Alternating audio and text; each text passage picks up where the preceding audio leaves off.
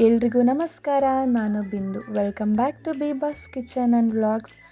ನಾವಿವತ್ತು garden city ಅಂತಲೇ famous ಆಗಿರೋ ನಮ್ಮ ಬೆಂಗಳೂರಲ್ಲಿರೋ ಲಾಲ್ಬಾಗ್ಗೆ ಬಂದಿದ್ದೀವಿ.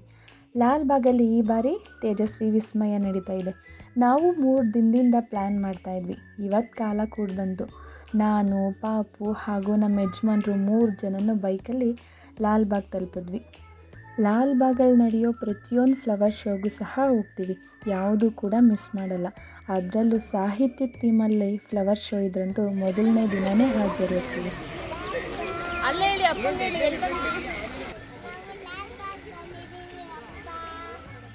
ಈ ಸರಿ ಅಂತೂ ತುಂಬಾ ಚೆನ್ನಾಗಿತ್ತು. ಸೆಕ್ಯೂರಿಟಿಯಿಂದ ಹಿಡಿದು ಮೇಂಟೆನೆನ್ಸ್ವರೆಗೂ ಎಲ್ಲ ಅಚ್ಚುಕಟ್ಟಾಗಿತ್ತು. ನನ್ನ ಮಗ ಅಂತೂ ಸಖತ್ ಎಂಜಾಯ್ ಮಾಡ್ದ.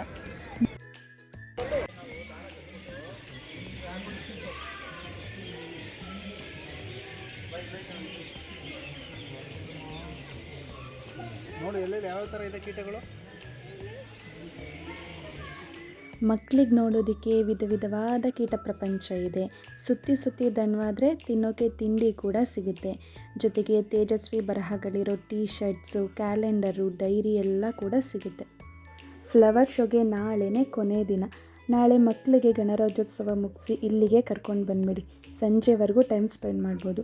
ಬರೀ ಸ್ಕೂಲು, ಮನೆ ಇಷ್ಟೇ ಪ್ರಪಂಚ ಆಗಿರೋ ಮಕ್ಕಳಿಗೆ, ಜೊತೆಲಿ ರಜಾ ದಿನಗಳಲ್ಲೂ ಮನೇಲೇ ಕೆಲಸ ಮಾಡೋ ಗೃಹಿಣಿಯರಿಗೆ, ಬೆಳಿಗ್ಗೆ ಕೆಲಸಕ್ಕೆ ಹೋದರೆ ಸಂಜೆ ಸುಸ್ತಾಗಿ ಬರೋ ಅಪ್ಪಂದಿರಿಗೆ ಒಂದೊಳ್ಳೆ ಪಿಕ್ನಿಕ್ ಆಗುತ್ತೆ.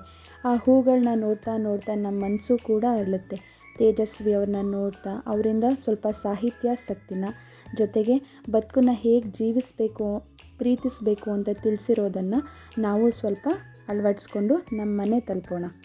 ಎಂಟ್ರಿ ಟಿಕೆಟ್ ಅಂತೂ ಅಗ್ಗವಾಗೇ ಇದೆ. ಯಾರೂ ಕೂಡ ಮಿಸ್ ಮಾಡಬೇಡಿ. ನಾಳೆನೇ ಕೊನೆ ದಿನ. ಹೋಗಿದ್ದು ಬನ್ನಿ. ಮುಂದಿನ ವಿಡಿಯೋದಲ್ಲಿ ಭೇಟಿ.